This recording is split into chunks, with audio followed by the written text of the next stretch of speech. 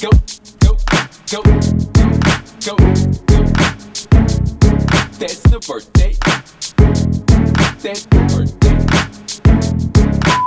Yo, Z-Pack! This episode is made possible by the generous sponsorship of Athena Health.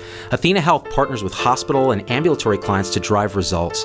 They offer network-enabled medical record, revenue cycle management, patient engagement, care coordination, and population health services to build Health 3.0. Yo, get back to the work you love doing. Athena Health. Free up. Revenue cycle management, Tom. What do you think? Dude, I think it's the dopest-ish in the world. That's right. Why is the title of this episode so racist? See, what's wrong with you? You're racist. Why you want to play me like that on my own show, dude? Like, we talked about this before the show went live. Like, it's a joke about developmental levels and Maslow's hierarchy and the color spectrum of developmental human. Also, it's super racist. I don't know. It sounds pretty racist. Because I'm a green. I don't know if you know that about me, but we're allowed to call racist on everybody. Mm-hmm. That is, in fact, the opposite of the actual intent of green. But if you want to play it like that, you can play it like that, Mr. Oh, Green. that's how us greens roll, Z-Dog MD. I think you're more like a brown. Like you want to be brown like me. Because I'm so brown. Guys, check it out. Today's episode, we're going to dive into the interesting and esoteric world of human development and levels of development. And that you would think of Maslow's hierarchy as one model. We have a model that parallels that we think is very interesting because it explains politics, religion, medicine, science, spirituality, all in one crazy goulash of different colors, each enfolding the previous set of colors in a warm, holistic embrace. That's right, you've probably already tuned out. Now, for those of you who haven't tuned out, first of all, we want to give a heck of a shout out to our own ass because it's Incident Report 100. 100 episodes of Incident Report and another 25 of Against Medical Advice. I don't know about you, Tom, but I think we're the shit. I think we're pretty dope. And to celebrate, we're going to spend about an hour at the ball pit. I've arranged it, boys. Ooh, Yeah. Burger King or McDonald's? Mickey D's. Of course. Yeah. Happy Meal? Mm-hmm. Boys' No. toy or girl's toy? I'm getting some nuggets, and they ain't going to be made of chicken, you know what I'm saying? That doesn't make sense. You know what helps a lot when you go to the McDonald's drive-thru and they ask you, do you want a boys or a girl's toy? You go, I'd like a gender non-binary trans toy, please. Yeah. I like that thing. And usually the person working the counter is at a blue mythic magic level of conformist development and will look at you with quizzical eyes. I have no idea even what that means, but we're going to talk about it today. You need to tell the people what the levels are so that these jokes make sense, Z-Dog MD. These jokes will never make sense, Tom Heineberg. Now, first of all, a little housekeeping. The shooting in Las Vegas continues to ripple out and have repercussions locally. Lots of people have messaged me about how they can help. On Sunday, on Against Medical Advice, we are going to have the legendary Danita Cohen, who is the Chief Experience Officer at UMC Hospital, which has been one of the epicenters along with Sunrise and Desert Springs and Spring Valley and the Dignity St. Rose system here in Las Vegas taking care of patients. And we are going to talk about how you can help and what's been going on in the front lines there. And we're going to ask her about Trump, right, Logan? Of course. Because Trump was just there at UMC. Yeah, that's It's true. my hero, Z. By the way, real quick, a great nurse from Spring Valley named Carolyn messaged us and said that they're trying to get fire sticks for the rooms in Spring Valley Hospital so that the patients don't have to watch the depressing news coverage of them getting shot over and over and over again. Yeah. So we'll post the link in the comments, and if you feel compelled to help out with that, please do. Yeah, I mean, if you're stuck in a hospital bed with only a TV and you're flipping through channels and all you see are reminders of what happened and you're trying to heal and you're trying to get better, I mean, all joking aside, that's very, very hard, and this nurse brought it up and we want to bring it up to you. So we'll talk about other ways we can help, but maybe interfacing with Spring Valley's PR guys and seeing, can we donate Netflix accounts or Fire Sticks or something for those TVs that could take the edge off for those patients. Yeah. Yeah. Personally, I'm more of a Google Chrome guy, but the Fire Stick is cheaper. You know what I'm saying? Plus, you can hack it. I mean, see, if I were doing it, I would get them Apple TVs because I'm dumb and like to waste money. And this broadcast has been sponsored by Apple. Apple, bringing great things to life since 1972. We miss you, Steve Jobs. Nothing poured out. So today's episode, getting into the weeds of this, I'm going to read a couple comments first. For example, Yes, Google Chrome by Carrie Bennett, and Great Idea by Robert Larson. Okay, those are the two most inane comments that I could have read, and I read them. Today, what we want to talk about, we alluded to this the other day when we were having our tribe talk, and this idea that human beings and societies and countries and systems like healthcare or the airline industry or these whole entities, they actually evolve through stages of development. And these stages, only in the last 100 years, have they really been studied well and understood. So you have like 14 billion years, 15 billion years or so since the Big Bang. And only in the last 100 years have humans started to study how does stuff actually develop, and looking at patterns and realizing, wow, there are a bunch of different people who describe how these systems evolve, and they all kind of, in many ways, mesh and concur. And so one of the classic sort of ways to understand human development, and first of all, why do we even want to do this? We want to do this because we want to understand what level of development we are at, what level of development a system or a country or our healthcare system is at, and how we can nudge ourselves and others up to higher levels, and whether those higher levels are actually desirable. So after you understand that, you will look at politics, you will look at religion, you will look at nationalism, you'll look at economics with entirely different eyes. You'll try to see, where does this fit in the developmental scheme of things, in this grand nested hierarchy of development and evolution. And it actually matters. So if we pull up the Maslow hierarchy, this is one of the more famous sort of schemes for, say, human development. And Maslow sort of described this pyramid. And when you look at a pyramid, the base has the most sort of action in it. In other words, there's the biggest number of people maybe struggling at that level. And then as you evolve through the level, there are fewer people, but that level has greater depth to it. So once you satisfy your physiologic needs, in other words, can you eat? Are you able to breathe? Is there water? That sort of thing. Once you get through that, then you go up to the next level, because then you're just worried, okay, am I safe? So are others of my kind going to try to harm me? Am I going to get robbed? Am I going to get shot? Is my family safe? That kind of thing. When you get to the next level, you're getting to love and belonging. Now, this is an interesting thing, because there are a lot of social animals that have this as not just an evolutionary stage, but a deep fundamental need that when you're missing it as a social creature, your life really never really gets off the ground, and you never achieve any form of stability or happiness. And so looking at that level of love and belonging, that's a level that requires the previous levels to be satisfied. So you got to be fed and watered and not entirely broke, and you have to be safe and secure. And when that happens, you look for love and belonging. In fact, I heard a really interesting theory the other day that this is why people are so scared of public speaking.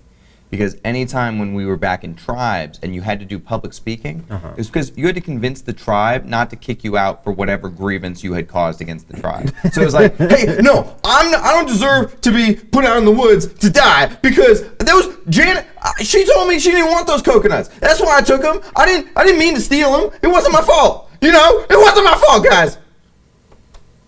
You know what I love is how you were like, yeah, the other day I heard, you know who you heard that from, asshole? From me, because I told you.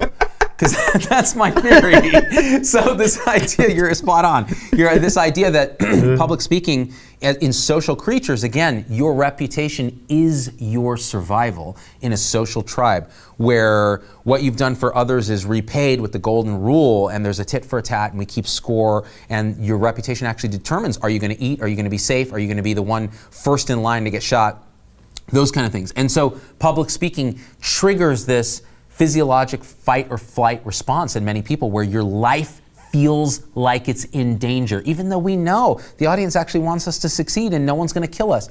But we're hardwired by evolution to actually think otherwise. So going back to the hierarchy, once you get love and belonging from your tribe or your nation or your clan or your ethnic group, right?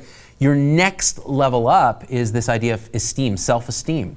And self-esteem in a lot of these hierarchies comes from achievement. It comes from making some kind of name for yourself. So whether you become a nurse or you become a doctor, you graduate pharmacy school, you become an RT, you get a promotion, whatever that is, it leads to a sense of self-worth and self-esteem that is part of the human developmental spectrum. It's achievement-minded, meritocracy.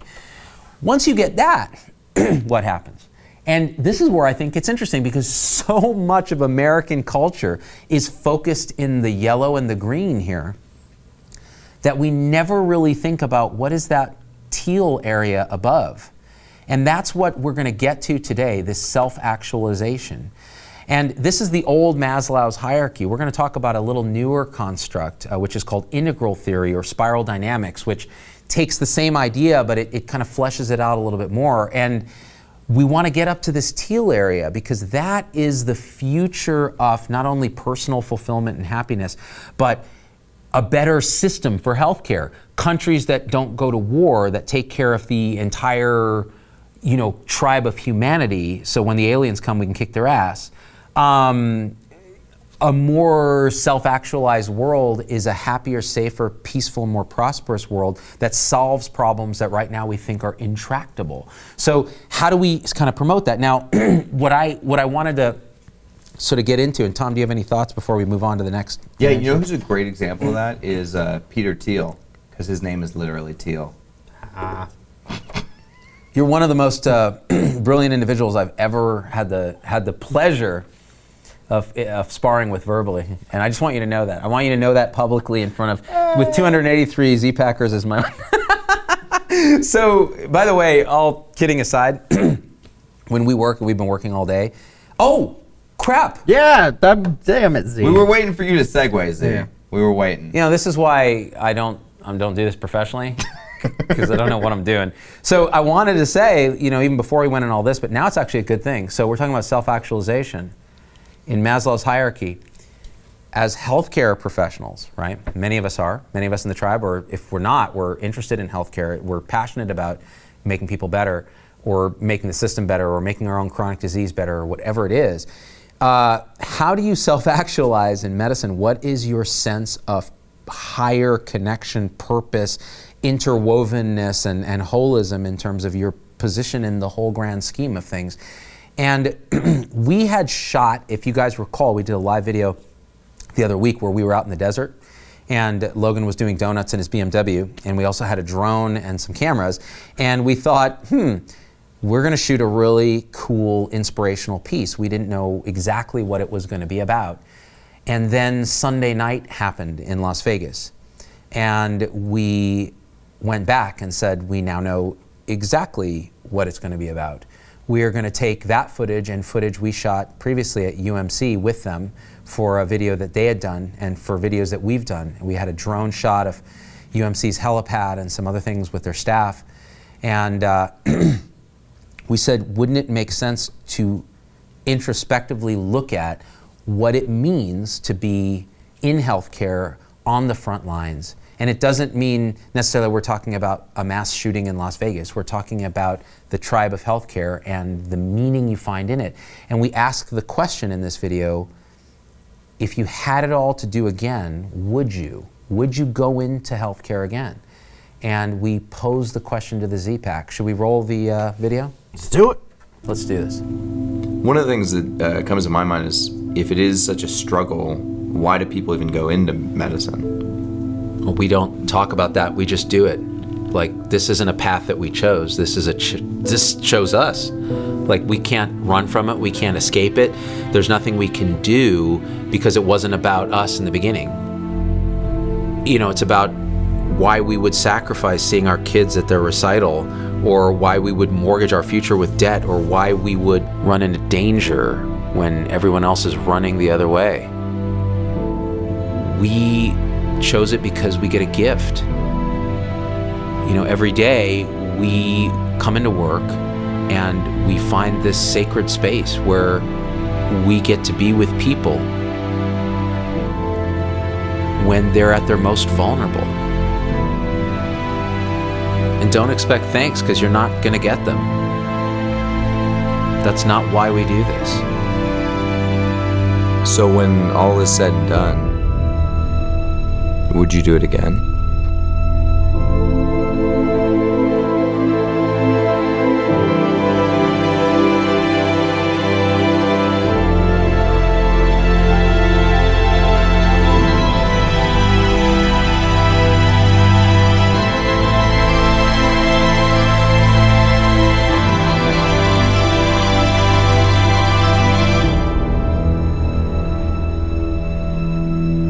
Would I do it again?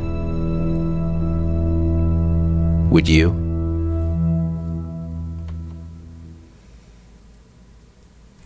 Right? Would you? I mean, I know my answer, right? Unequivocally yes. And the idea is to get you thinking, would you? What is it about this calling? And it is a calling for many of us. This is a calling, right? There was no other choice. This is just what you do, and you don't think about it, you don't talk about it, you just do it. And when I think about the frontline responders, EMS, police, and fire, and the folks in trauma at UMC and at Sunrise and at Desert Springs and Spring Valley and the Dignity system, responding that night and Valley system when people were being wheeled in by the truckload with bullet wounds, and how they just sprang into action and they turned everything else off in the world until they were off shift, and that may have been hours later. And you think about, this is not a job, it's not a profession, it's not a vocation, this is a calling, and that's why we do it. And that's why we wanted to put that video out today, because this is what we are yearning for as human beings. Is yes, we need our physiologic needs met. Yes, we need safety, but we need love and belonging. We need to feel like we have a sense of accomplishment, and then beyond that, we need to actualize in the sense that we feel connected to our purpose in this world. And in so many ways, and for so many people, that's exactly what healthcare does for us. And whether you're the janitor in that video sweeping the floors at UMC, or you're the nurse in that PICU, or you're a doctor in the desert trying to be brooding and pensive, it's the same. Thoughts, Tom? Kim Reagan says, wow, the millennials really do know what they're doing. Powerful video. You know, hey, listen, you guys deserve a great video like that. Like, you deserve, like, the movie of healthcare. That's why we make it so dope. Plus, me and Logan are just good at what we do. I kind of hate to say this, but these assholes are really good at what they do. And you know how that whole thing went down is, look, and by the way, you guys know this already because you understand our dynamic. Like, we take a shit on each other on camera all the time because it's fun and that's what guys do sometimes. But I have nothing but the highest respect for these two assholes. Like, they are by far more than I've ever deserved to have on a team. And so Tom and Logan were like, hey Z, we have this camera rental an extra day. We'd like to go to the desert and shoot some footage of you. And I'm like, really? What are we gonna do? Is it gonna be like, you know, Doc Vader trudging through the desert? They're like, yes, and we'll figure it out when we get there. We show up, we shoot the thing, and then it all comes together. And today we spent a lot of the day trying to feel, what is this thing? What is the ethos of this? And it takes three of us sitting in a room, two of us being non-clinicians, to actually come to the heart of it. And that's how this process works. Now, if we're talking about self-actualization, it's about increasingly, as you get to the higher levels, it's not about you. It's not even really about us. It's about all of us. It's the connections that you see. You see connections everywhere. The two political parties seem just black and white and dumb. And you're like, where is the truth? It's somewhere a mix of everything and something new, right? And as you start to see the world that way, you realize this emergent is those sort of self-actualizing levels that we're going to talk about. Jennifer Fox says, the housekeeper needed to be in there. They matter and are often forgotten. I often saw them cheering patients up. Can I tell you guys my secret shame? I fought for that guy to be taken out of the video. I was like, listen, Z, it's nobody's calling to be a janitor, bro. Wow. Take this dude out of the video. And Z fought to have him in. Yeah, so. And you know why? Because I know the custodians and the housekeepers and the folks who make the food and those guys. I know those guys at the hospital. And for them, it is absolutely their calling. This is what they do. They take absolute pride in turning those rooms around and cleaning up these messes so that patients get better care. And in trauma situations, in mopping up blood and doing those kind of things, it is absolutely their part of the fabric of everything, and they're crucially important. And so we had this argument where me and Logan were like, keep it in, and Tom was like, no, it doesn't make sense, it's out of place.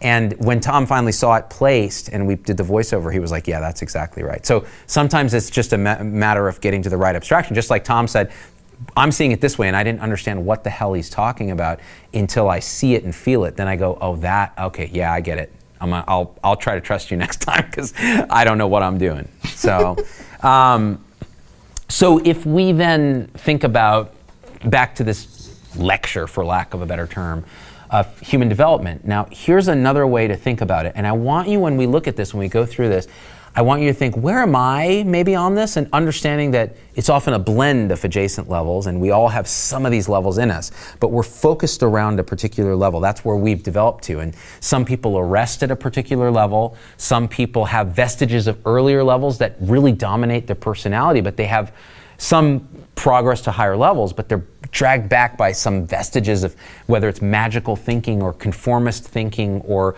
over focus on achievement and accomplishment.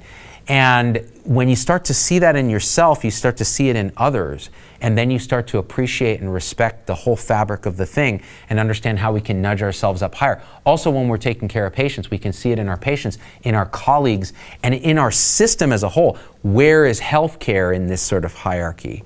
And I'll tell you, it is not very high. So Erica Christine says, speaking of hierarchy, she says, always appreciate the contributions of everyone below you and at your level in the hierarchy as well as above you. The machine doesn't work if some of the gears are not allowed to rust. And at the end of the day, we're all just one big gear, What you said is actually crucial to understanding this idea of hierarchy. So there are two types of hierarchies, and what we're going to talk about is a growth hierarchy, where each higher level is only higher because it's a little more inclusive and a little more true and has a little more expansiveness in it. It contains more truth.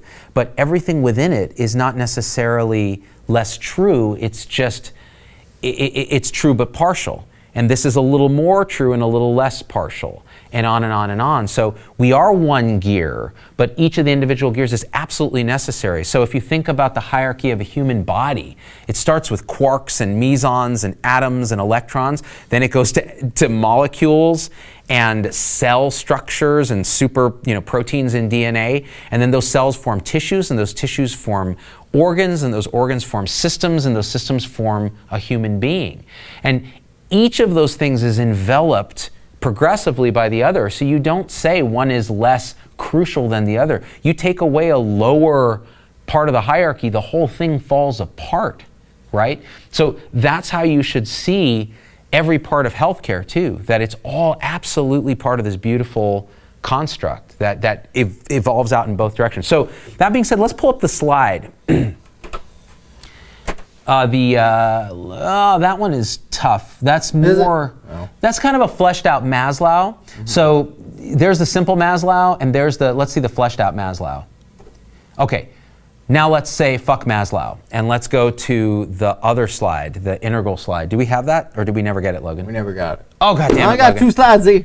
Damn it, that was the wrong slide. So the slide that I wanted was the simple slide and the integral slide. So what I'll do is I'll pull it up and we'll use the TAD cam. Tad cam. TAD cam.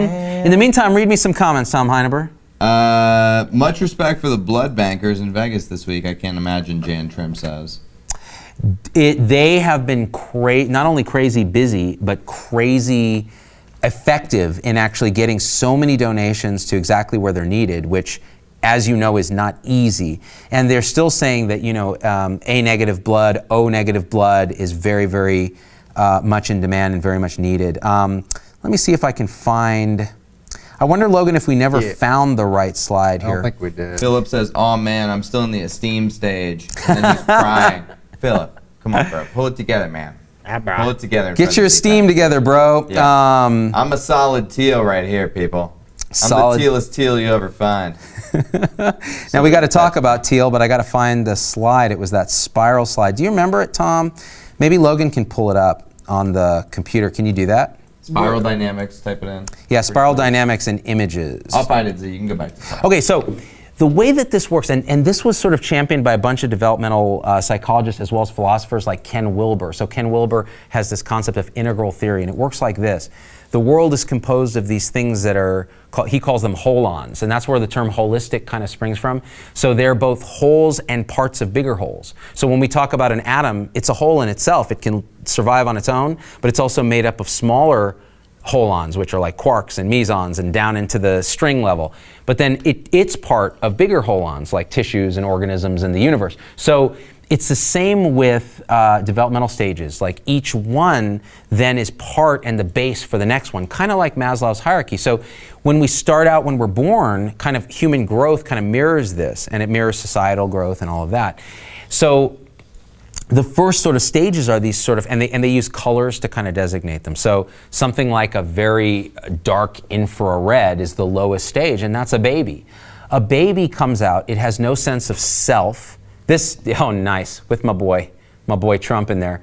It has no sense of self, but what it has, and this is going to be impossible to read, but at least we'll keep it up for, you want me to? That's the problem with integral theory. It's so right, Tom? dense. It's so dense. Yeah. And I remember when I was first learning about this, I was just like, fuck this theory, because this is hard to learn. Well, let's just go off the top of your head Yeah. because you know a lot about it. Yeah. I actually enjoy listening to you break it down. So this is how it works. In terms of these stages, you start out in this infrared when you're a baby. And that means that you and the world around you are really one. Not in a good way, in an undifferentiated way. So a baby can't tell where its body ends and where its mom begins. It's all one goo. I've always felt like being a baby is like being on psychedelic drugs. And I don't have any evidence to back up this theory, but it just feels right, you know what I'm saying? Now, see, I would argue that what you're confusing when you say that is the baby sense of oneness with everything, with an advanced trans-rational sense of oneness, which you get through going through the higher stages. This is so the baby hasn't differentiated a sense of self, so it's all just goo.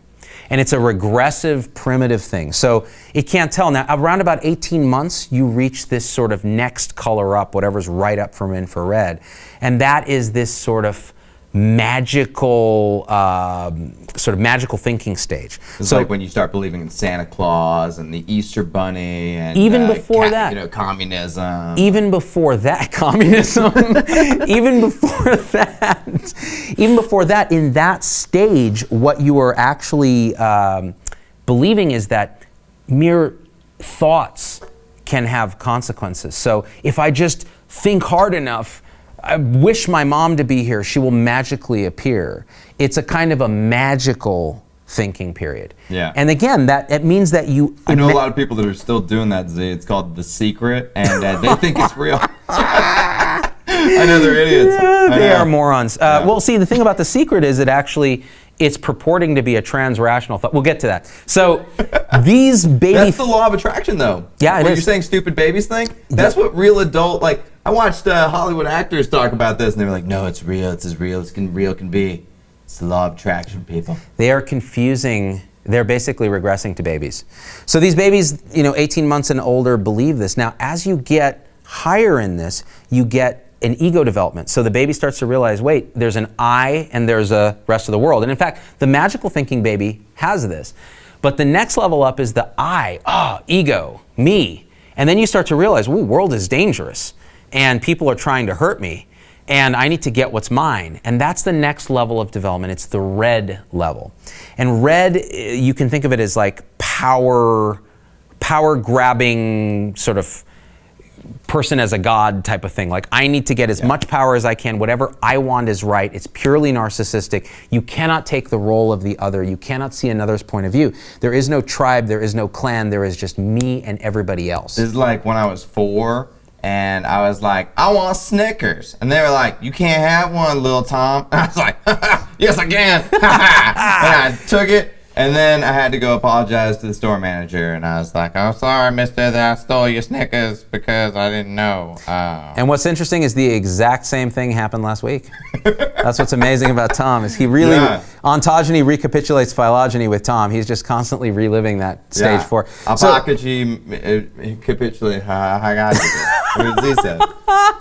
you. Which actually, ontogeny recapitulates phylogeny is a fancy scientific way of saying that all of evolutionary development is actually still within the highest organisms. So as a human embryo develops, it has a tail, it has gills, it has all these things that then disappear. So the development recapitulates, it relives the previous evolutionary path, which again speaks to this idea of holons, that as we evolve, we get progressively more complex and more true and less partial, but within us is all that old stuff. And so it's never wrong. It's just there's something more right. So as you evolve to the red stage, you're talking about criminal gangs as adults. You're talking about prison gangs. You're talking about people who will kill or be killed. The sort of lowest levels of ego. What's that? What's that essay? Why you talking about us, huh?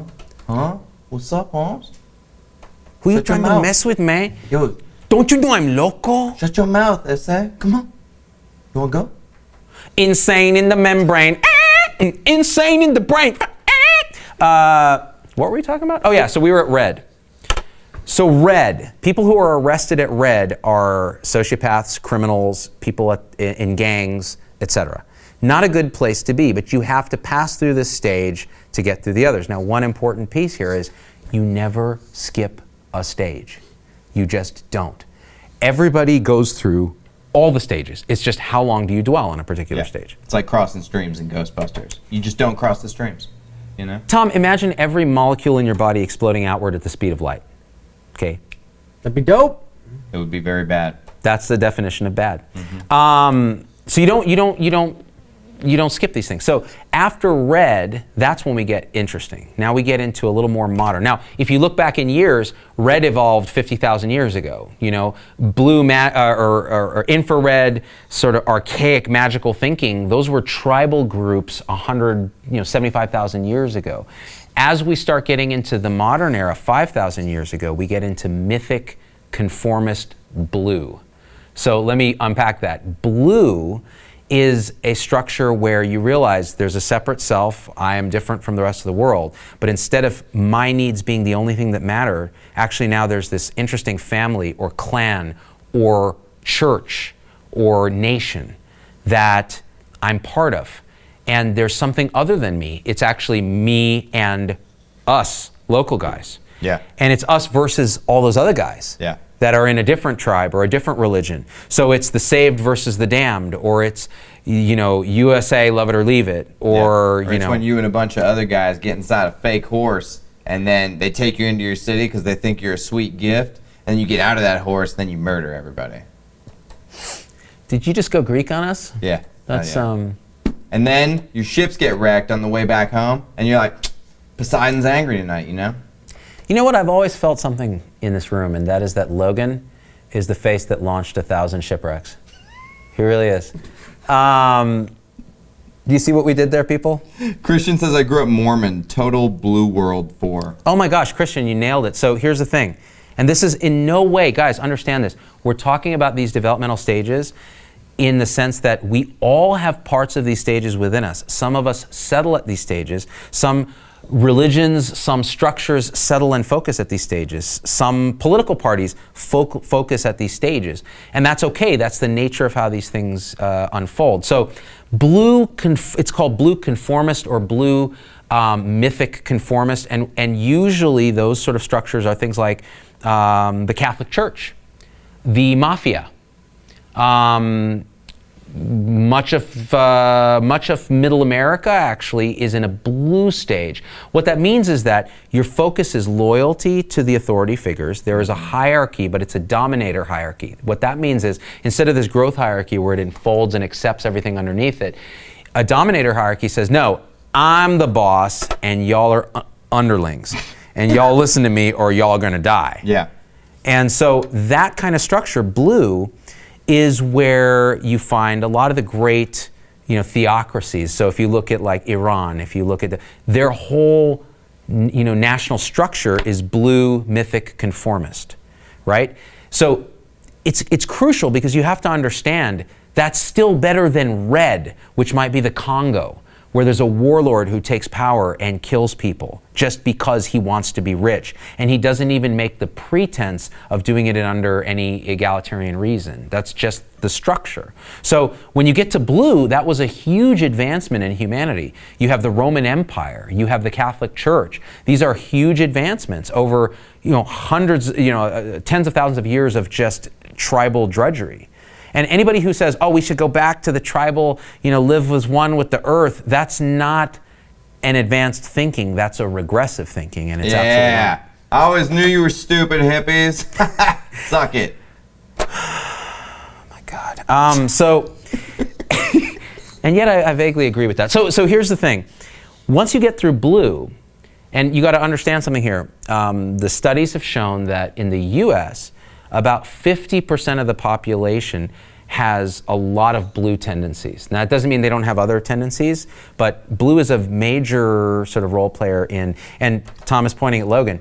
Logan is actually deeply blue. And let me tell you the good and the bad here. And I'll just tell you the good because Logan's in the room. When he leaves the room, I'll tell you the bad. No, the good is that here's a guy who's so deeply devoted to his country America and to his community that other people forget him. America, though, when we're attacked in Las Vegas by a gunman, he stands in line for 5 hours to donate blood, even though it's pretty clear he's not going to get to when he gets to the end. But he feels so deeply devoted to this particular tribe of people, his community, that he would do that. So the idea that blue is sacrificial to the good of the tribe or the clan is one of the wonderful advances of blue. That being said, there's something beyond blue. And by beyond, again, I mean it enfolds and sort of builds on blue in a way that adds more truth, right? In the best iteration of it. It's called orange. So the way orange works, orange emerged only in the last 200 to 300 years with the Enlightenment. Orange said, wait. Blue started looking at itself and saying, wait, why should the Pope be the only person and the bishops be the only people who can read the scriptures? Like, why can't everybody? And that's called Martin Luther. It's called the Reformation, son. I went to Lutheran middle school. And he pinned some stuff to a door, and he was like, take that, Pope. Yeah. Yeah. He nailed up his demands. That's right. Martin Luther. Martin Luther. I had a dream. I had a dream that one day I would nail some stuff to a door and the Pope would ignore me. So they were pissed too. They were like, "Oh, you want? Oh, you think so? Regular people to read books? Oh no, you didn't. Oh no, you didn't. Oh no, you didn't, Martin Luther. You're not even king yet. You're just Martin Luther. Who's that? Nobody." So when Orange emerged, Orange looked and said, "Wait, there's this thing. There's a telescope." Galileo saw that we're no longer the center of the universe, which means this whole question of the religious dogma starts getting rattled. And this thing called science starts, and Newton was like, hey, the orange dropped on my head, and that thing was a cantaloupe, and now I got guava brain. And boom, gravity. And the next thing you know, the Orange Revolution starts. Orange is called, one of the terms for it is achievement merit. So Orange says, oh, and science. So Orange says, wait, it's not just about this hierarchy, it's not just about this tribe, it's about the bigger picture. Like there are universal truths that we can discover through science and empiricism, and we don't have to obey this dominator hierarchy that exists in the church that's based on no merit. I can actually work really hard, accomplish, and achieve accomplishments in the world that then push me up the hierarchy. Right, and the birth of Orange is basically like the birth of America, and you get thinkers like Adam Smith with The Wealth of Nations and Efficient Market Hypothesis, or Thomas Paine, or George Washington, or Alexander Hamilton, these guys who are saying, how can we create incentives that, produce the most capital in this system that we're creating? And none of that would have been even imaginable in a blue mythic conformist system. Right. Because that's not how it works. Blue and red and infrared, they exist to create a circle that continues forever. It is just obey authority, authority tells you what to do. Obey authority, authority tells you what to do. And human progress slows to a halt. Orange broke through that and said, no, wait, human progress is dependent on humans doing things that cause progress, Yeah. which means we have to break free of this, which now the rise of the individual, Yeah. the rise of merit, Ayn Rand, Right. the concept of individual liberty that is universal. Looking at slavery and going, wait, what the fuck is that? So basically, Orange was hella dope, except for the slavery. We didn't like that part. Well, no, Orange looked at slavery and said, no, no, no. Yeah. This is not okay. It was blue mythic conformists that said slavery is okay because here's the boss and here's everybody else. But then when Orange looked at that, they said, okay, well now we free the slaves, we do this, the Enlightenment, etc. However, it's all about personal accomplishment, which means there's a new hierarchy in town. And There that was is a bad man. His name was Karl Marx. And he started this stupid hierarchy. And I'll let Z take it away. I was not at all going to talk about Karl Marx here. I was going to talk about the robber barons and the oligarchs and others that created a dominator hierarchy within the orange meme, the orange level of development. Now, think about this, guys. When you're going through your own personal growth, let's end at orange here for a second. When you're going through your own personal growth, don't you go through a stage where you have magical thinking? Don't you go through a stage where you believe in the traditional hierarchical religious base? And some people stay in that stage, and that's fine, and they grow in other ways, right? But they might have their spiritual growth stop there. But then you go through this achievement stage where you're like, I'm gonna get my ass into med school. I'm gonna end up crushing the competition. I'm gonna become rich, and I'm gonna get a car that isn't a Camry, and I'm gonna race Logan's crappy $6,000 BMW with a rebuilt title that just had a battery die because he's pound wise and penny foolish. Or backwards. America. America. And we all go through that. And so orange is America's. And so if you look at the American bell curve now, a lot in the blue conformist, a lot in the orange. And there's overlap. So there's plenty of blue conformists who are also very orange-minded, right? We call those Republicans. Did you say memesy? Oh, there it is. Yeah, so talk about when this idiot made it all green up in this bitch. Well, let's talk about that. So the orange level of development really, by the way, Kiri Ransom says this might be the smartest tribe talk ever. Or is it, Kiri? So far we showed a Karl Marx meme. Just because we say the word meme doesn't mean we're smart. No, we're trying to elevate the discussion, and we often will fail. So when orange reaches its limit was about the 60s. And as you recall, in the 60s, something interesting happened. It was the whole cultural revolution in the US, where you have the student protests, you have all this other stuff. And people started looking at orange and saying, wait, you've achieved what you think you want. We have environmental destruction. We have nuclear proliferation. We have science run amok that makes us have this existential crisis. Like spirituality has been replaced. So in other words, the blue conformist religion was never properly replaced in orange with something else. It was replaced with an atheist science, sort of worship of science, and almost a fundamental scientism, which made it very difficult for many people because they felt like there was a sense of something missing there, right? So when the 60s came along, you start getting the emergence of the next big meme, which is green. Green pluralism, multiculturalism, etc., deconstructionism, postmodernism. If orange was the modern, industrial scientific revolution, green is the postmodern counter-revolution that came up afterwards. So you think about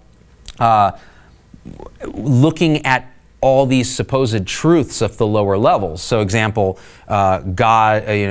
Jesus Christ is your Lord and Savior and you must obey the members of your church. So that's a blue truth, say. Or the orange truth of, no, science says that evolution created, man and from nothing in the Big Bang. The green meme says, all of these are true and also not true. It's all a cultural construct depending on your point of view, and it's relative to how you were raised and what your environment is, and there's no one thing that's right or not. In fact, there's no hierarchy. Hierarchy is a lie. It's a way for these lower levels to oppress. and all hierarchies are wrong, and all viewpoints are right from their point of view, and there is no truth. And you spend your time in academics deconstructing all the science and all the culture and all the literature and all the truth from the previous levels and saying, no, no, no, all these things are really equal. They're all just manifestations of human culture, and all humans are equal, actually, and the environment is equal to humans, and animals are equal to humans. So you get the vegan mindset of this extreme plurality, which is, you know, a cow's life is the same as a human's life from its point of view. Sounds like communist bullshit, Andy. Well, and that would have been the counter response from orange and from blue. Like, what the fuck is this? And that's what happens. Levels that are pre the next emergent level look at the level above and goes, that's hippie bullshit, every single time. Every single time. So, but the question is, what is wrong with green? What were you going to say, Tom? I'm going to say, this is why I hate liberals so damn much, CDawgMD. Because you can look at somebody who's in blue, and you can be like, all right, well, you're just, you know, you're behind the times. Like, we've moved past that. We're not so jingoistic anymore. You know what I'm saying? Like, yeah, I used to pick word people. Yeah, I used know words and jingoistic. stuff. Logan learned a word today. And then you can look at somebody that's in a red, and you can say, oh, we're way past that. Yeah. You look at somebody that's in a purple, you say, you're a moron. Yeah. Right? Yeah. And you just, you know, you can put those in their proper place. Right. The Greens are running amok on college campuses today, and they're saying we shouldn't have free speech because free speech oppresses minorities, and we shouldn't have genders because genders oppress people that don't have genders. And then they say we shouldn't have Homo sapiens because I feel like I'm a fox, and I'm a foxkin. That's what I am. And they're just a bunch of assholes who need to shut the fuck up. And that's how I feel about it. Oh, so actually, I'm going to agree and disagree with you. And here's how I'm going to agree. The green emergent, which is about 24% of US citizens are in green, solidly in green. All of them live in San Francisco, New York, and Los Angeles. However, no, I'm kidding, but they do tend to focus on the coast. When you think about blue states, they often have a green heavy bent. If you look at non-governmental organizations like NGOs, they are green. They are like, no, every culture, say in Africa, is the same. We should help them all equally. We should give them all aid, etc. Now here, that's the beauty of green, is that it is the first meme in the entire evolutionary history of humanity, and really feel the weight of that says, no, actually, everybody ought to be on a solid, firm, equal ground. Like, we all have our perspective that should be respected, right? That's the intent of green. This is what actually happens in green when it fully evolves out, is you get NGOs, non-governmental organizations, that go, yeah, everybody's equal and we should help them. And then they go in, there are no hierarchies, there are no right ways. And they go, except for our right way of how to help these poor African people that don't know how to help themselves. So we're going to help them with our way, which is better, because there are no hierarchies. Yeah. And hey, all hierarchies are bad except for our hierarchy, which says that there are no hierarchies. Right. And there are no truths except for the truth that there are no truths. And it starts to self-contradict. Then you get the judginess. It starts to eat itself. It starts to eat itself. About the caterpillar, the very hungry caterpillar. And Tom goes in for red, just like that. He goes in for red. It's amazing. The very hungry caterpillar. Hey, you know, hey, look. Rachel Hignite actually nailed it. Look, I can respect your right to pray to a magic invisible dude in the sky as long as you can respect my right to regulate my anatomy autonomously. If that's green, then green heart love. That is the essence of green at its best, Rachel. Now, the problem with green is, as Tom says, is it tends to eat itself, where it gets so judgmental of other levels underneath it. First of all, denies the existence of levels, says there are no levels, we're all equal. And the problem is, some people are more equal than others, right? As George Orwell said, in that there still is a hierarchy. But the thing is, what we want to grow is a growth hierarchy, not a dominator hierarchy. So as we start to realize that green is not perfect, and the baby boomers have been realizing this, it's called boomeritis, this idea that it's really a kind of narcissistic judgmentalism that can evolve when green is taken to a limit. The beauty of green gets obscured. But then what do? Do we regress back to orange or blue, as some conservatives would have us do? I think more advanced conservatives, libertarians, actually want us to transcend green, and actually see myself more in the moderate group where there actually is a level above green. Green is retarded because Hey, developmentally sorry, delayed. Tom. green is dotarded. We don't use the R It's word dotarded. here. Yes. Because they hold completely contradictory beliefs about all sorts of nonsense because they think it's all a power game. This is why you see the meme going around that white people have white privilege. That's because that's a green ideology, that everything's just a power game in postmodernism, and that there is no real truth. So if you're holding power over another person, it's because you're evil. You know what I'm saying? This is why they can look at something like Islam and conclude, like, well, that's just their culture, man, and, like, you're a white oppressor and you don't understand. It's like, but they're beating women. Well, man, I don't know, man. I mean, do they think it's a beating or do they think it's like a love tap, man? I don't know. That's a green. That's a bad green. So that is green in its failing state. Yeah. So what do you do? All the hierarchies. All the we're hierarchies learning fail. That all the emergent hierarchies have a failed. Have the a failure hierarchies. state. Yeah. And this is how you evolve to the next stage. And this is classic and it's documented. First you're in a stage. You just discover it. You start to identify with it. Then you exclusively identify it with it. America, love it or leave it, right? Then you start to have questions. Wait, well, it's interesting. I saw this thing where, well, could it be that, like, France isn't all that bad? They have a long history, and even though they're commie, wussies, they have a lot of history and they've done a lot of stuff right. And then you start to see the next level up, and you go, oh, this is an interesting thing. The next thing you do is you differentiate from the old level. You go, you know what? I'm not feeling that anymore. And you start to identify with the next level. Now, in a healthy way, you incorporate the level underneath and appreciate and love it as part of who you are and part of your growth. Yeah. In an unhealthy way, you completely deny it and move past and say, that's stupid. That's dumb. Everyone in that stage is dumb. I'm unhealthy towards green. I don't like the green at all. And they all accuse me of, like, oh, I'm delayed. No, you're delayed, you stupid greens. So this brings me to a point. Tom brings me to the point, pathology in the developmental growth pattern. So as we go through these memes, it's not usually clean. Often there's a piece of us that's either regressed in a past level of color. So we are stuck, a piece of us is stuck in red where we just want to dominate the hell out of people, or a piece of us is stuck in infrared where we have magical thinking and superstitious belief and anti-vaccine ideology, and we believe that Jenny McCarthy's kid was an indigo child. And there's some regression. Then there's jumping a little bit too far ahead where you take pieces of the next meme up without fully having mastered the previous one, and that can be damaging. So the question is, what's the next meme? And without the slide, I'll just say this. They call it sort of whatever's past green, so teal. Turquoise is another way to look at it. Yeah. And this is, okay, so all of these memes we've just talked about, every single one, show the Maslow hierarchy, would you? Yeah. Every one of these memes up to green only goes through basically the highest level of esteem. It does not get to that teal top of the pyramid. And all of that is considered what they call tier 1 development. So all the way through the most liberal, hippie, the world is one, like, love each other, man, all viewpoints are equal, bro, except for yours, which is less equal than mine. What's the next level? Tier 2, and that is about 5% of the US population. Turquoise, teal. This is where I would argue, and others have argued, the future of saving all of us lies, is us starting to nudge people in the direction of teal. So what is teal?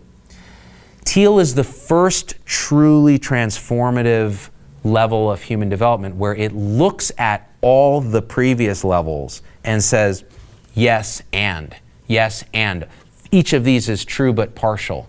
It is all part of a bigger holistic web, or this holon that we're talking about. So that means when you're in teal, you see things as a series of relationships instead of simple achievement. How much can I achieve? Who can I dominate? Red. Who can I obey? Blue. Who can I beat? Red, orange. More, or who am I equal to, man? Green. Teal says,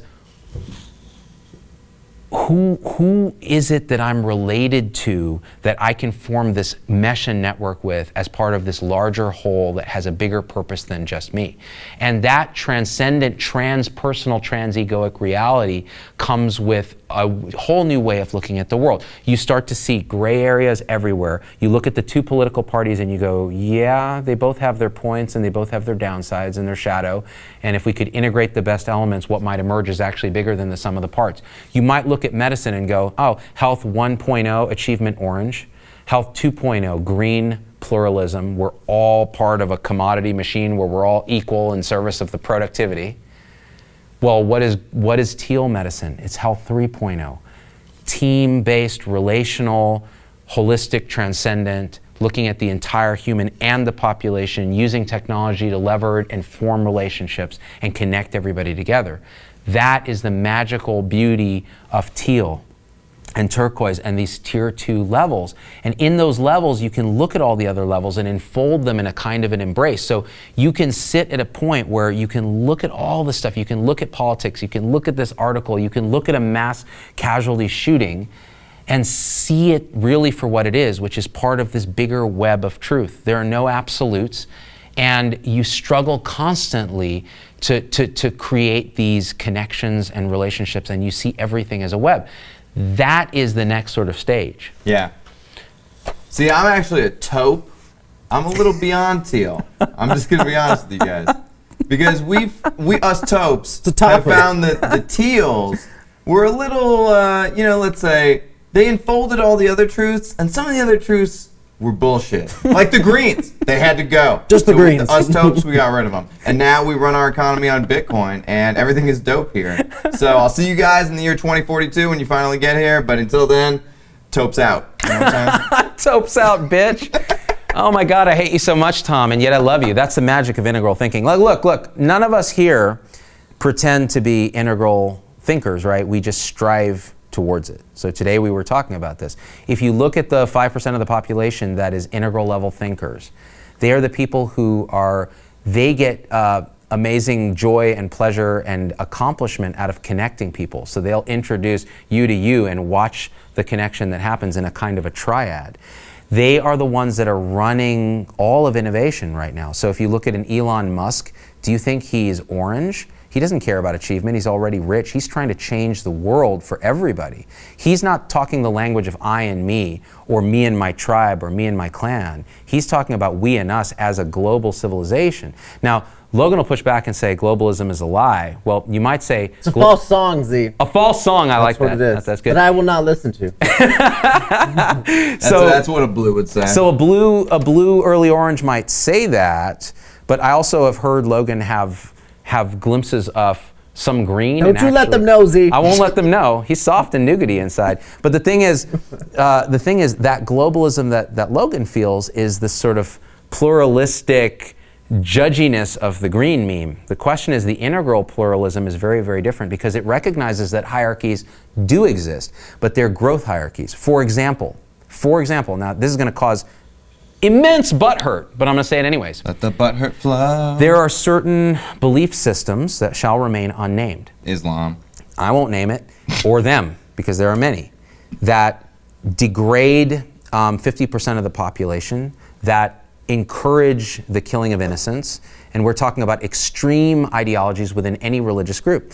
Now, an integral thinker, a Teal level thinker would look at that and say, that is not where we need to be. That is not a viewpoint that is considered equal to others and relational. That is a viewpoint that needs to be transcended. That's right. And that's when you come up to taupe. You know what I'm saying? That's when you get to join me. Merca. Yeah, and all the money's digital, and we don't listen to the government. It's great. Taupes for life. Sometimes it hurts my heart.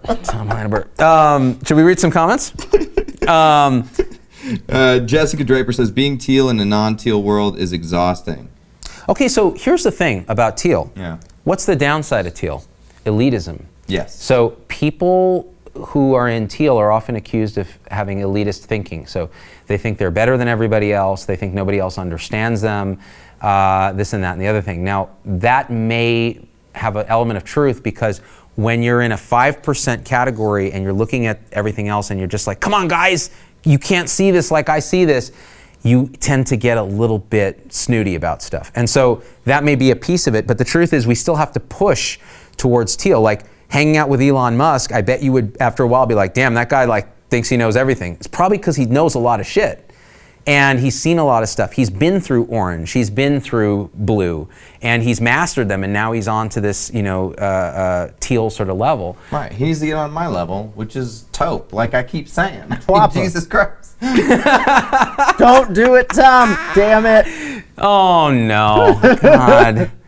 This is what a red would do. I put it up and then said I shouldn't put that I'm going to up. say something here. I'm growing, Z, slowly. You are growing. You are growing. You think twice before posting these memes, and then you And still then post Tom them. does it anyway. What I love about this team is we span the entire developmental cascade, and I'm not going to say who's what, How because dare I you. suspect that Logan's actually teal, and I'm more like, dark red. Hella woke. But it is interesting because like another teal tribe, I'm laughing my face off, Universe, you're hilarious, Victoria Wallace. So it's funny, so there are these groups of like, oh, we're teal and we're a teal tribe. Okay, that's just crazy. Because what that is it's exclusionary and it's elitist. It's just as bad as the green judginess or the orange achievement mind. Oh, he's not good enough to be in our country club, Bob. What did his father do? Nothing. That's no good. That's Right. not integral. That's not teal. But right? the teals are like that too. In fact, aggro hippies always get real aggressive with you about their tealness, especially like stoners that are our age do this all the time. It's like, dude, I get it. You took shrooms and went to Coachella. You think you know the universe. Shut up. Spare me, please. Yeah. Look at our pinned comment, Mark Binder. I pinned it. You pinned it? Yeah. Good work. I worked with many translators in Afghanistan that definitely disagreed with the shortcomings of the Islamic faith, but they remained Islamic for the peaceful standards, many of whom are now legal Americans. So here's the thing, Mark. Okay, yes, and the vast majority of people in the Islamic faith are absolutely peaceful, and that's true of most religions. There's always going to be a fringe in any religion. But here's the thing. This gets to thinking. We talked about judgment and the teal platform. If you're looking at a country, like say you're looking at China, and you're looking at it through the eyes of green, the green meme, the green pluralistic meme, which 24% of Americans are. Most of the elites on the coasts, a lot of government officials are in the green meme. What does that mean? They look at China and they see red mixed with blue. They see authoritarian regime with some local corruption in terms of red, and then they see an emerging orange. So this sort of capitalistic engine that's starting to happen in China. And they will apply their green pluralistic values to that society, not understanding, because remember, green denies the existence of levels. They say all levels are the same. There's no level, it's all culturally created. There's no truth. It's all the same on reality. They look at that and go, oh, why? They need to be up at green because like green is the only truth. And they need to like treat everybody equal, and they need to be a democracy, and they need to stop violating human rights. What they fail to recognize is that, as I said in the beginning of this broadcast, you do not skip a level. You can nudge through a level more quickly with support by optimizing that level, but you never skip a level. You don't go from blue to green. You have to go through the orange capitalist achievement stage, and that means some environmental destruction. It means destroying waterways, right? And so here's the question. Here's the question. How then do you help China? If you go and judge them and say you're not doing what we want you to do as American green, well, they're not going to do that. They're going to flip you the bird the same way Logan flips you the bird if you say, hey man, I want to identify as an Apache helicopter. What you need to appeal to their orangeness and say, hey, there's actually a lot more money to be made in not polluting the earth. You know what I'm saying? That's what it is. Yeah. And that's exactly we'll right. We'll pay you not to pollute We'll the pay you earth. not to pollute. Yeah. Or you optimize their orangeness in a way that we never had the chance to do. So we had to go through coal and we had to go through all that. China doesn't necessarily have to do that. We can help them with technology to actually make their orange much more effective, which means they're going to kick our ass in the future. But that's okay because we're at a level now, green, teal, entering teal, where the Chinese are people like us, and if they get up to our level, great, we're all one global community. But we're not all there yet, right? So that's how you have to look at international relations. So if you're in Afghanistan and you're dealing with different levels of societal development, you cannot apply an American value, whatever that is, directly to that population. It's going to fail, and it's exactly the problem with the green meme. You know what's interesting is I actually know a guy personally that knows what we should do about China. He happens to be an orange too, Z. That was great. That was really good. Let's wrap it up. Yep. And you need to tell the tribe what Z-Cat's name is, because there is a lot of comments here wanting to know what Z-Cat's name is. So here's the thing. The children and my wife named this cat without my input, even though Toradol, what was it, Dilala, so many great names. Toxo, my favorite. Toxo's the best one. They were all relegated for this she cat. They ended up calling her Mochi, which of course, it didn't stick. So I just started calling her Mooch because she's always trying to get stuff from me. And in the end, it's just gonna be Kitty, because that's what all our animals end up named. It's Bunny, it's Kitty, and it's Hammy. And I don't care which iteration of it is. Have you seen The Matrix? This is the 6th iteration of The Matrix. This is our 6th Kitty, and it will be called Kitty. And it will end the same way, in a massive singularity. So guys, listen, I'm glad you sat with us for the couple hundred people that stuck with us through this. Listen, I'm going to deputize you all as Teal. Everybody who hung out the whole time. Yeah. And if you want to get hella woke and join me up at Taupe, buy some Bitcoin. You know what I'm saying? I hate you so much, Tom Heineberg. We out. Go, go, go, go. Taupe for life! Everybody burn a tree. The birthday. Tad is hella taupe. Yo, Z-Pack! This episode is made possible by the generous sponsorship of Athena Health. Athena Health partners with hospital and ambulatory clients to drive results. They offer network-enabled medical record, revenue cycle management, patient engagement, care coordination, and population health services to build Health 3.0. Yo, get back to the work you love doing. Athena Health. Free up.